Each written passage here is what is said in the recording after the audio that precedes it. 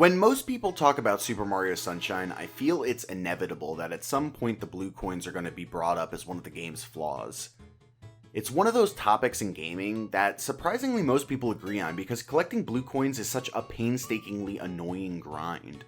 Not only are there 240 blue coins in total, which by itself is a little much, but they are spread out between 9 different areas of the game. There are 20 in Delfino Plaza, 10 in Corona Mountain, and 30 for each of the 7 remaining courses. Now, at first glance, that may not seem that bad, especially considering that each course already requires you to get a shine by collecting 100 normal coins, but you'd be surprised by how much more difficult collecting these blue coins are. For starters, blue coins are rare. Unlike the dozens and dozens of yellow coins you see littered throughout each stage, blue coins are not always easy to find. In each course, you'll have a few blue coins that are out floating in the open just waiting to be grabbed, but for most, you're gonna have to do a little digging.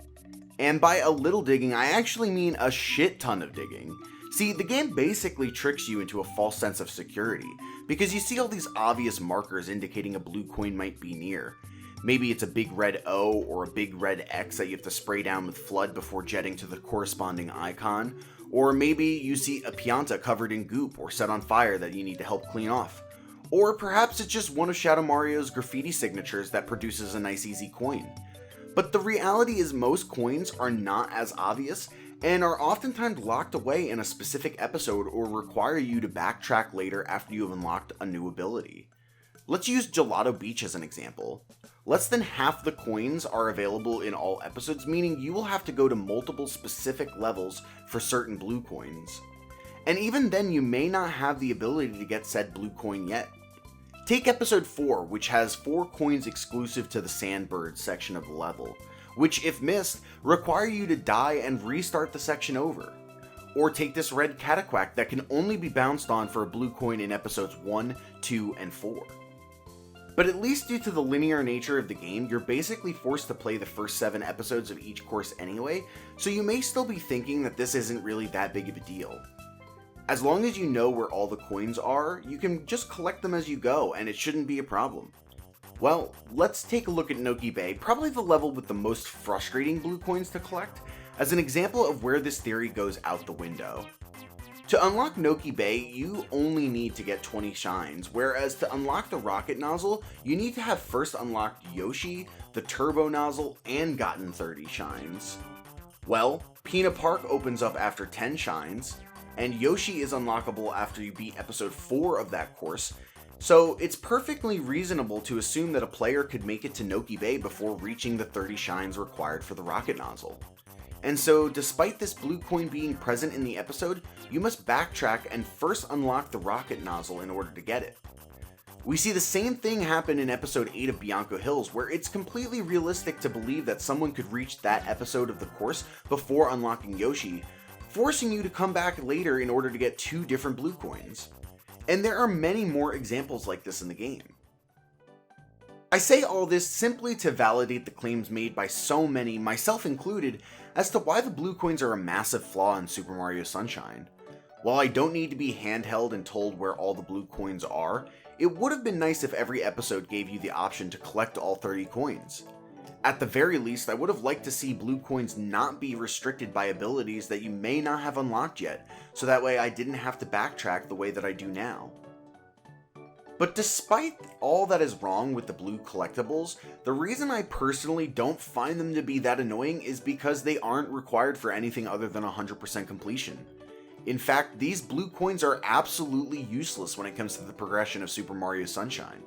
As a result, aside from maybe 1 or 2 playthroughs throughout my life, every time I come back to Isle Delfino, I basically just ignore every blue coin I see. Sure, you might be able to accelerate how quickly you unlock levels and upgrades by getting that shine count up, but considering you have to play through all the first 7 shines of each course regardless, I see no reason to rush. That's why for me, the things that are unskippable in Sunshine are the worst things typically about the game.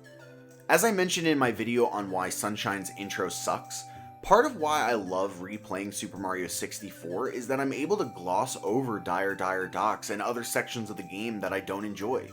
I'm able to, in essence, choose my own adventure and make my experience a personal, unique one. If I don't want to ride on Dory's head and experience those janky controls, I'm not going to. If I don't want to climb tall mountains 6 times, I don't have to. And it's why I wish in Sunshine I didn't have to play through a course like Sirena Beach.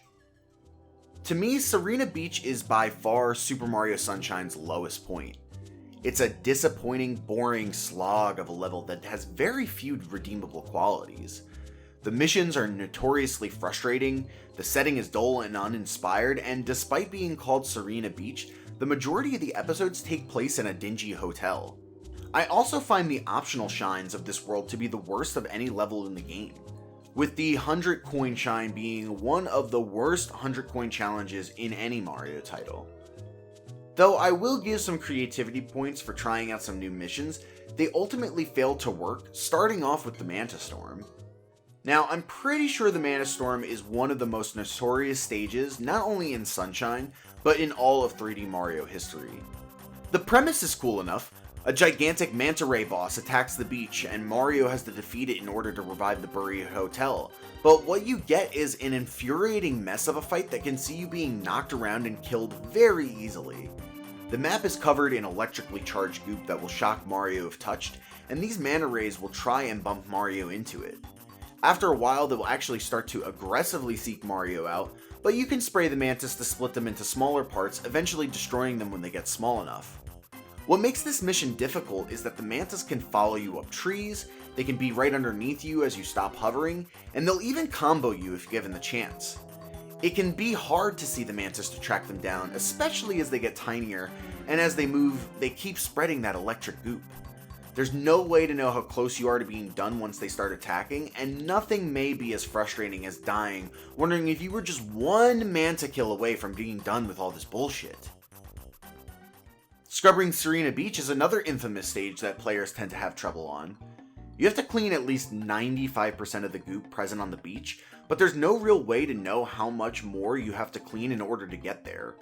A quick search online will show that this is a mission that many players have failed and requested help for, and given the 3-minute timer, it's not exactly a stress-free cleanup either.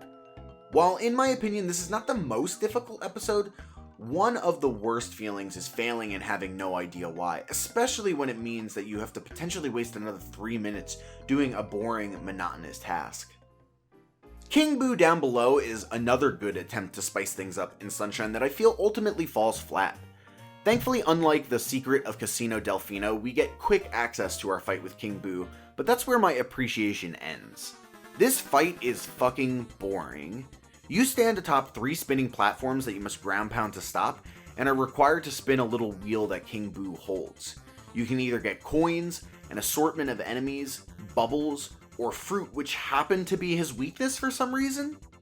You must first throw a pepper in his mouth because, as everyone obviously knows, King Boo hates spicy food, and then in order to hurt him, you must cool him down with fruit. Well, as dumb as this fight sounds, the real reason it sucks is because it takes way too long and has historically had way too much jank. As I think about a piece of fruit going past King Boo and having to sit through 2 or 3 cycles of absolute nonsense in order to get to another round of fruit, my blood boils. Thankfully, it only takes 3 hits to win the fight, but believe me when I say that those 3 rounds can feel like an eternity. And I mentioned it earlier, but by far my least favorite episode of this stage is the secret of Casino Delfino. While it may not be as challenging as the Manta Storm, it is equally frustrating in my opinion. When you finally make it to the secret course, it honestly isn't so bad, but the journey getting there is so unnecessary it makes me scratch my head. To start, why does every episode start with Mario outside the hotel? It makes sense in episode 1 and 6, but every other episode may as well start you inside. That may be nitpicky, but it does bother me. Next, when you get into the casino, you have to spray 2 roulette wheels to unveil the curtains, but one of the roulettes is random. You could get lucky and nail 777s on your first try, but more than likely you're going to sit through a bunch of spins as you get coins and boos that you don't give a shit about. When you finally finish with those 2 roulettes, you then move on to one of the most finicky puzzles in the entire game. At this point, I don't even try to understand how flipping these panels work. I just spray until I luckily get a majority flipped over, and then I spend another 14 or so hours trying to flip over the stragglers. Then, like I said, the secret course isn't so bad, but God forbid you die too many times and get a game over. I've mentioned many frustrating or annoying things that can happen so far, but none come close to having to do these spray puzzles again. It already sucks enough that if you want 100%, you'll be doing it twice regardless, but the thought of doing it 3 or 4 times is the type of stuff that keeps me up at night.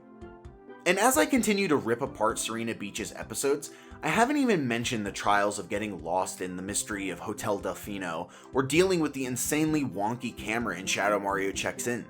These episodes, while not as bad as some of the ones I've mentioned, don't really contribute in improving the quality of Sirena Beach, and ultimately just feel like chores I must champ through to beat the game. The same can be said about the red coins in the hotel mission, but at least it's skippable if you don't feel like doing your umpteenth red coin mission in the game. Similarly, while I could continue to illustrate how in comparison to other levels in Sunshine, the secret and 100 coin shines of Sirena Beach underwhelm, I know they're optional and I could skip them if I want. That's not to forgive or ignore subpar elements of the game, but my point from the start when talking about blue coins was to say that as annoying as they are, if I don't like collecting them, I don't have to. And I'm sure some people watching might tell me the same thing about Sirena Beach or Super Mario Sunshine as a whole. If I don't like it, I can play something else. And that's true and a valid point to some extent, but I would say the difference is that I do love Super Mario Sunshine. From the atmosphere to the soundtrack, I love jumping and flipping around Delfino Plaza. I love finagling my way through the fiery goop of Pianta Village and taking out giant raging wigglers on Gelato Beach. I dig the Cataquacks and Nokis and Piantas, and all these years later, the game still looks fantastic, especially on the Switch. I just wish that I didn't have to play through what I consider to be the low point of an otherwise very good game. Now, considering Super Mario 3D All-Stars is basically just an enhanced port and not a remake, just take a moment to imagine a remake of Super Mario Sunshine with me. In this remake, every episode is available to play from the moment you unlock the level, and regardless of which shine you select, all blue coins are available for collection. You can still require all the Shadow Mario levels to be beaten if you want, but maybe you require a minimum of 50 shines to be collected to trigger the flooding of Delfino Plaza as well. Now you'd be able to beat the game in any number of ways. Blue coins and secret shines would have more value, and minus Shadow Mario, you could even skip over Sirena Beach if you wanted to. What a thought. What a dream.